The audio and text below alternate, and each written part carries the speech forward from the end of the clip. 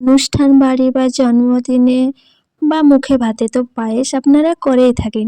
তো কি প্রসেসে বানালে টেস্টটা সুন্দর হবে সেটাই আমি আপনাদেরকে দেখাবো।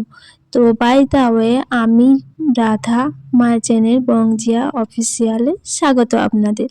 তো চলুন দেখুন এখানে আমি সুন্দর করে চালটাকে আস্ত হাতে করে ধুয়ে নিচ্ছি।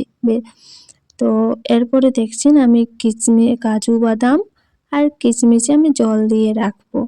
তো জলের মধ্যে ভিজিয়ে রাখছি আমি কিশমিশ আর কাজুগুলোকে, তো দেখতেই পাচ্ছেন সুন্দরভাবে আমি ভিজিয়ে দিয়ে দিচ্ছি। এরপরে আমি ধুয়ে রাখা চালটাকে ছেঁকে নিয়েছি। এরপরে কিছুটা পরিমাণ আমি ঘি দিয়ে দিয়েছি আর দুটো তেজপাতা নিয়ে নেব। এরপর ঘি আর তেজপাতাতে চালটাকে আমি ভালো করে এভাবে হালকা হাতে করে মেখে নিব আমি। তো দেখতেই পাচ্ছেন আমি সুন্দর করে মাখছি। তো এভাবে আপনারাও চালটাকে ঘি দিয়ে মাখানোর চেষ্টা করবেন। এরপরে আমি উনুনে বসিয়ে দেব কড়াই। এরপরে আমি দুধ নিয়ে নিয়েছি। তো দেখুন এখানে আমি 1 লিটার দুধের মধ্যে আমি কিছুটা দুধ নিয়ে নিয়েছি, পুরোটা নিচ্ছি না যেহেতু আমার চালটা কম আছে। তো দেখুন দুধটাতে এরপরে আমি দুটো তেজপাতা দিয়ে দিচ্ছি। তো তেজপাতাগুলো দিয়ে আমি একটু ফুটিয়ে নেব দুধটাকে।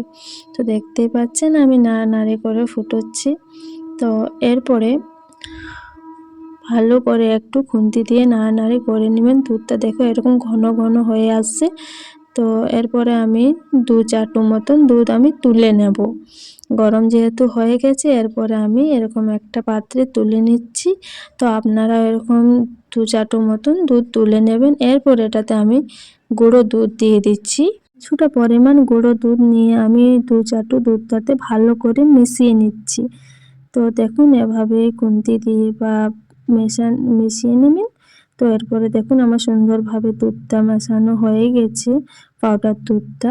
এরপরে আমি ভালো করে দুধটাকে নেড়ে নেব, যেটা আমার উনুনে। এরপরে আমি কটা এলাচ নিয়ে নিয়েছি, 4টা নিয়ে নিয়েছি এলাচ। তো এলাচগুলোকে এরকম একটু ছোট ছোট করে ফুটো করে নিয়ে আমি দুধের মধ্যে দিয়ে দেব।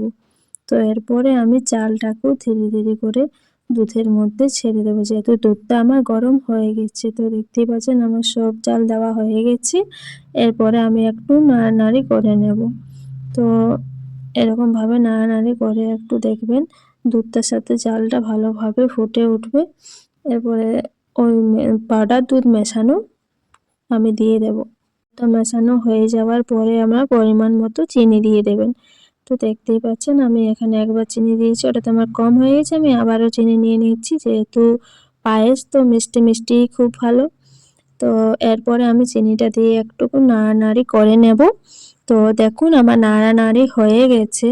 তো কি সুন্দর আমার মিশে গেছে চিনিটা পায়েসটার সাথে। এরপরে আমি একটু দেখে নিচ্ছি পায়েসটা সেদ্ধ হয়েছে কিনা চালটা। তো সত্যি সেদ্ধ হয়ে গেছে চালটা, যেহেতু আমি চেক করে নিয়েছি। এরপর আমি যেটা করব সেটা হচ্ছে কিশমিশ আর কাজু বাদামগুলোকে হালকা ঘি দিয়ে আমি ভেজে নেব। তো দেখুন আমি ঘি গরম হতে দিয়ে দিয়েছি উনুনে। এরপরে আমি একটা চামচ দিয়ে নেড়ে চড়ে লাল লাল করে ভেজে নেব হালকা হালকা। তো দেখতেই পাচ্ছেন আমার হয়ে গেছে। এরপর আমি ওই পায়েসটাতে আমি কিশমিশ কাজু বাদামগুলো মিশিয়ে নিয়ে নাড়ানাড়ি করে নেব। তো দেখুন ভালোভাবে আমার পায়েসটাতে মেশানো হয়ে গেছে। তো ফাইনালি আমার পায়েস রেডি হয়ে গেছে। তো আপনাদের যদি এরকম রেসিপি ভালো লেগে থাকে তো একটা লাইক করবেন আর কমেন্ট করে জানাবেন যে কেমন হয়েছে। আর যারা নতুন দেখছেন তারা অবশ্যই সাবস্ক্রাইব করে দেবেন। আর দেখতেই পাচ্ছেন এখানে আমি কুচি করে রাখা বাদামগুলো দিয়ে দিয়েছি। এরপরে আমি পরিবেশন করে দেখাচ্ছি। তো দেখুন আমি খেয়ে নিচ্ছি। তো সত্যি দারুণ হয়েছিল পায়েসটা। এভাবে আপনারাও বানানোর চেষ্টা করবেন।